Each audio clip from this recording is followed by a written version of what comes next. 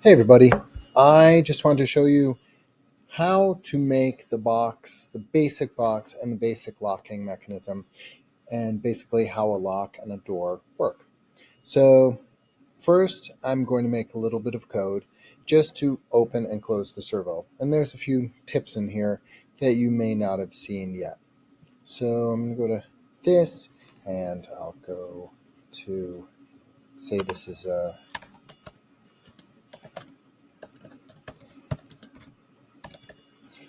servo lock demo. Okay, there's nothing here. So here's your servo, right? Make sure it says micro servo and that it doesn't say the word continuous on it. Continuous means it spins round and around. Okay, I'm not sure if that's right side up or back side, left, right, whatever. But if it says the word continuous on it, that's not the one you want.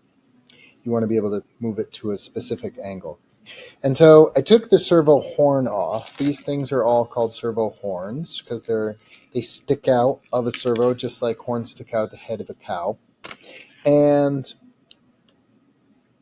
you never want to spin this just for fun because there are little tiny gears in there, as you can see, and it strips and messes up the gears. So, excuse me, this is going to be the most basic form of code. So if you're ever looking for the servo stuff, there is a servo set of extensions, which are here. I'm not going to use those right now. It does a lot of stuff, but they're here. These are all servo. Positional is the one that you want.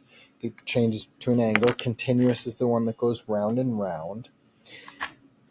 So you can use these, or what I've been using more frequently for the basic stuff is if you go to advanced and it's just under pins where all the other pin related stuff is. It's just very much at the bottom. So servo right pin. This only really works for positional servos, which is what we're doing now. So I'm going to use this one, but I can show you how to use both. First of all, I want to, on start, I want to turn it to 0. This is how you know that this is oriented at 0 when it turns on.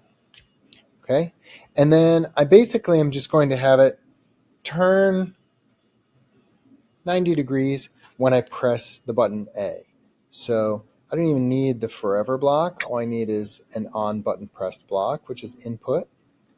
When button A is pressed, I want the servo right here to turn to 90. Use the slider, or you can just type it in. That's it. I could actually leave it open for a certain amount of time and then have it automatically close. Or I could use B to close it, for example. So to do it the first way, you would basically take and put a pause in there and say, oh, I want this to remain open for 5 seconds. 2-button press, and you can duplicate it. That's another way to get to a block. And I'm going to put in 0. And whenever you ask a servo to turn, you have to give it time to turn. So after every change in motion, leave a block there. So this is 5 seconds, it'll put it back. The other way to do this is that you can, or an other way to do this, there's a lot of other ways, is you can just change it to button B and say, instead of going back automatically, if I press B, it will lock again. And that's the starting position. 0 is locked. Okay, so let's upload this code to the microbit. So if I plug it in, it's here. I get that little robot eye symbol. That means it's paired. Now I can download. As we've seen before, the flashing yellow light means it's uploading code. I didn't do the thing that I usually like to do, which is make a symbol on here to show that the code has been uploaded. but we'll just take our word for that. Next time I download it, I like to have a check mark to show me when it's uploaded. Actually, we'll do that one more time. So it's downloading, should happen a lot faster this time. And we see the check mark, so we know it's there. All right, and now pin 0, you're going to plug in the servo. Remember the colors of the servo wires? On the ones we have are orange, red, and brown. You can remember brown goes to the ground, just like dirt is brown, soil. So on here you see 0 VG. The pin is the lightest of them, so it's going to be orange. On some things it is white, black, and yellow. One way or another, whatever the lightest of the wires are, it goes to the pin number, and whatever the darkest of the wires are, it goes towards the ground. So it should look like this plugged in. Okay? I can feel it vibrating, which means it's getting some kind of signal. Now, if this is going to be 0, I'm going to take one of my servo horns, and you have a few of them. Each kit comes with a combination of servo horns and some screws, and you usually have a one-sided servo horn. You have a two-sided servo horn, like a propeller, and you have a two-side with two little spurs on the outside. And then you have some of the bigger small screws, and then you have the really, really smaller small screws, which are even hard to hold. Okay? Those are for when you want to anchor it in those. The bigger of the screws go directly in there. Okay? So what I'm going to do is I'm going to use just the one-sided one as our latch. And when it's in the 0 position, I'm going to say, okay, that is going to be up here. And just press it on initially. So this like literally just presses on and pulls off.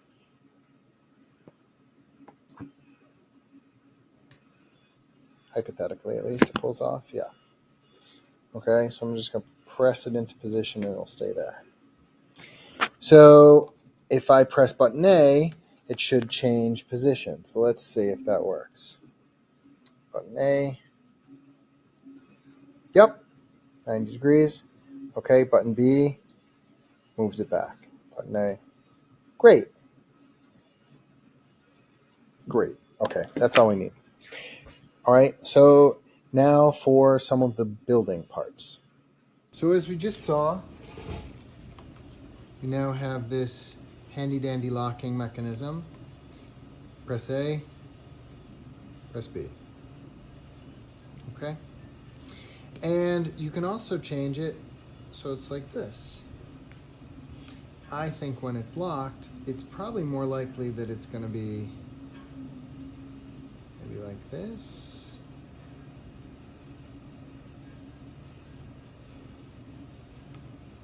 On the side. And then unlocked. Okay.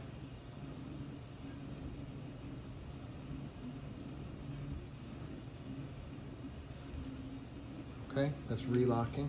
So now what we need to do is make a box. So I'm going to make just a very small box here. These are the materials I have handy. Cardboard, utility knife, some sort of marking tools, a ruler, maybe a T-square, and a glue gun. And I'm gonna always not put the glue gun directly on the cutting mat because the dripping glue always sticks to it. You'll always have some scrap underneath that glue gun. Okay, so paper. So if you're laying out a box always has the same basic shape if you were to flatten it out. And if we're gonna make a cubic box, and you can make it whatever size you want, so this one is 4x4.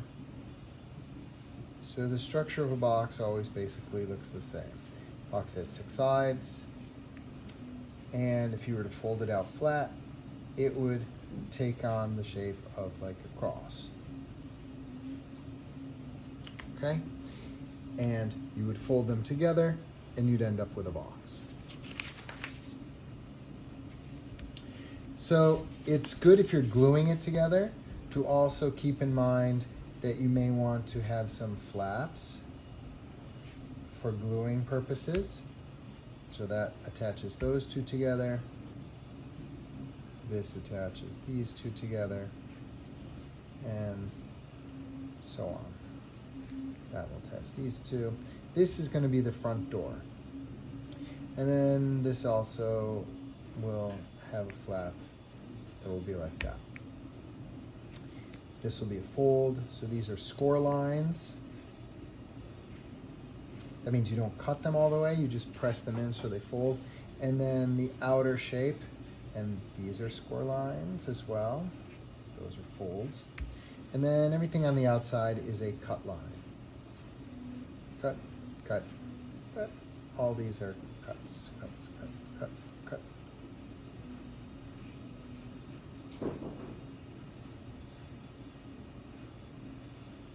Okay, so the cut is a C or a slash. All right, so I'm going to lay this out. I'm going to speed this up because it does take a little bit of time. It's good to have a T-square.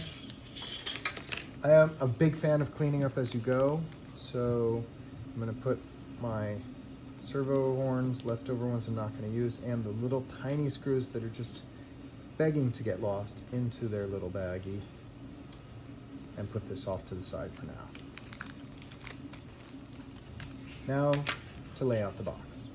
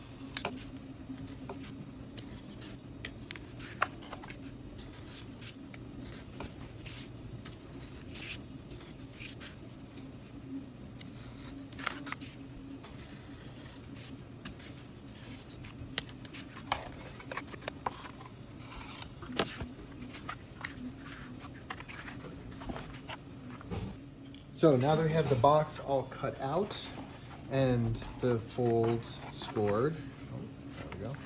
So this is gonna be like, picture it like a refrigerator basically. So it's going to be a box. Oh, this one needs to be folded too. It's also good now to use your handy dandy glue gun and a couple of these spring clamps are also helpful. So the idea here is that we're gonna make a box like this.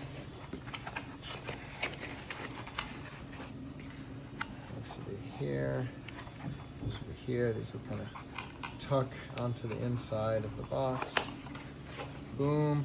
And then, so what I want is that's gonna be the door, but it'll be locked. Like when it's like this, you literally can't open the door. I am doing everything in the simplest possible way, not making it look fancy, but one of the basic things you need is some sort of way to open the door from the outside, a handle. And then we also need a lock from the inside. And the lock, this is the latch of the lock. And it needs a place to latch into on the back side of the door. So let's make kind of like a smart lock because it's based on code.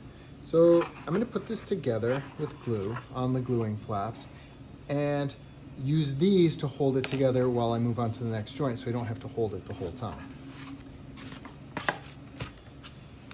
quick tip, make a squiggly line with glue to cover the area. Come on, little guy. He's stuck.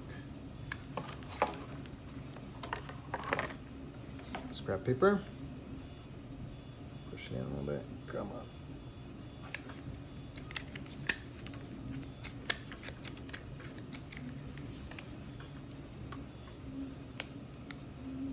There we go. It's a little bit stuck. Okay. All right, so squiggly line.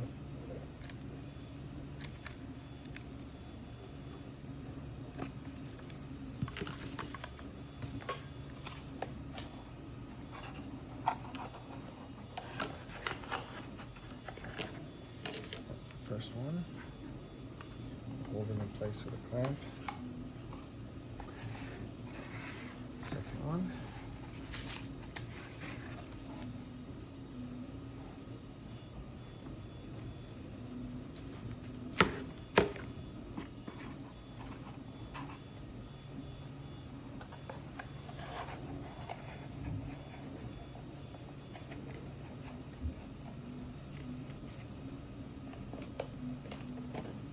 That one might be a little bit hard to hold in place with a clamp. But a rubber band works.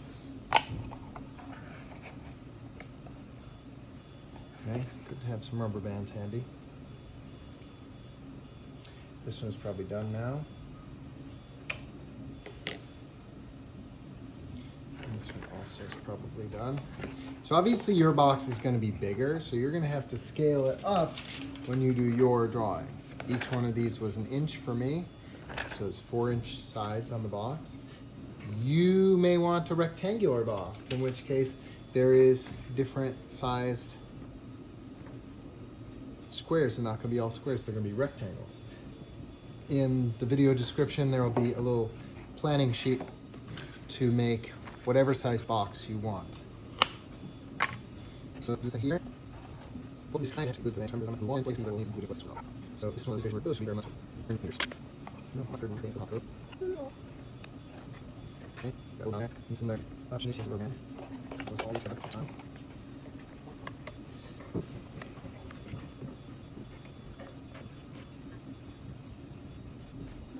So, while that dries, what we're going to need to do is we're going to need to put this somewhere on the inside. And this is going to be the latch. So if we put this here, that's locked. I'm going to put this outside for now so that we actually can control the lock. Okay, these are probably dry. So I'm going to put a little X here. You are going to want to hide all your stuff on the inside probably, unless you need to access the buttons. So this will come here, hook this through. The servo is going to be on the inside, and then we'll hook this up. Orange goes to the 0 pin. Okay. So that's our control. And on the inside, this is going to go like this. That's the locked position. That's the unlocked position. So you see how that goes a little bit too far and hits the edge?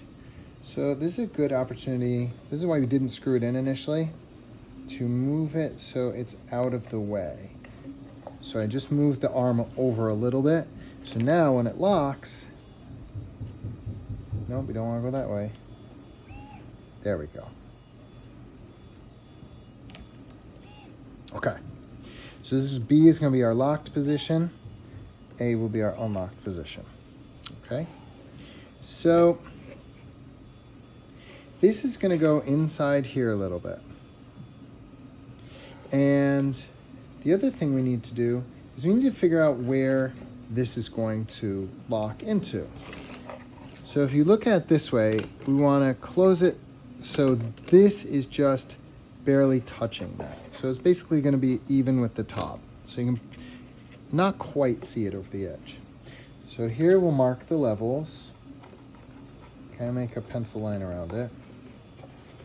And then we're just going to glue it in place. It's okay to put a little glue on the side of these components. I don't know if you can see in there now, but it's a little tiny blob to hold this right on the edge there. Okay.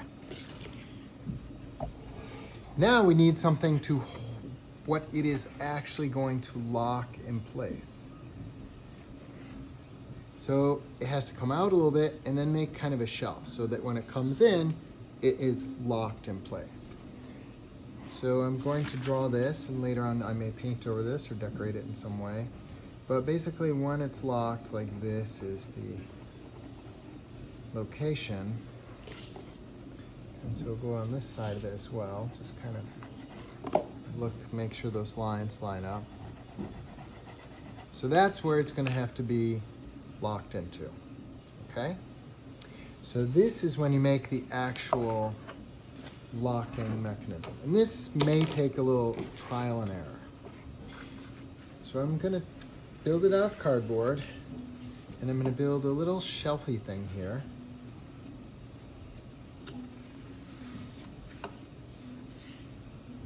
Technically, in the world of locks, this would be called the strike. The strike is the part where the latch makes contact with the door and makes it secure. So I'm going to put this just a little bit below this line.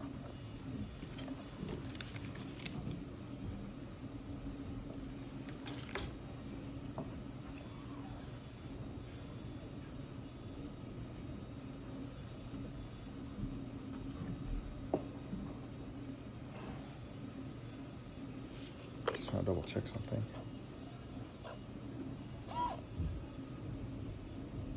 Okay.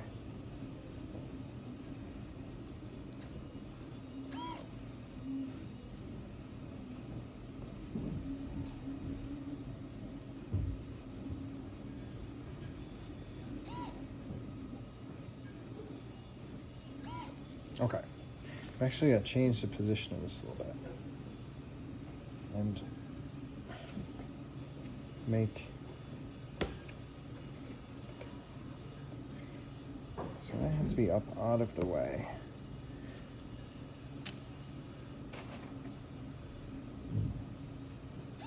Great, that's locked. That's on the, okay, there we go. So this is here. And then what we need to do is make a little shelf. So it's out of the way.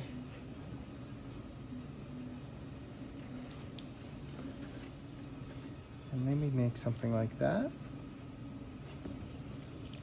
It's a little bit of an experiment.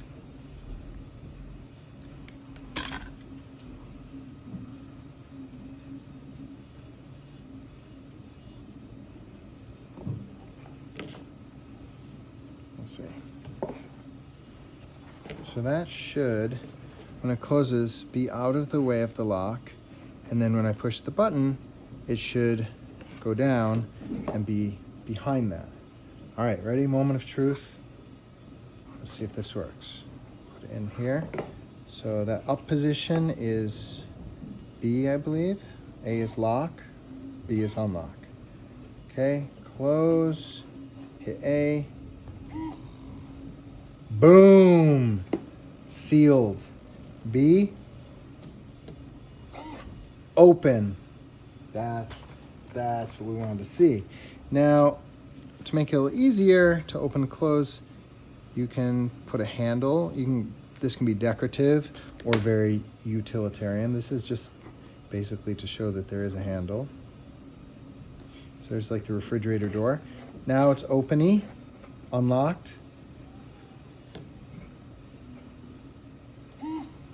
Locked. Okay, that is not opening. Hit B, however. Boom! All right, so that's what you're trying to do. The locking mechanism You may hear it. Now it's sort of straining a little bit in position. That's okay. It's not going to hurt it, I hope. All right, there's your basic locking mechanism. Just a little close-up. There's the latch. There's the hole where this is coming through. And that's the positioning of that. All right, well, good luck.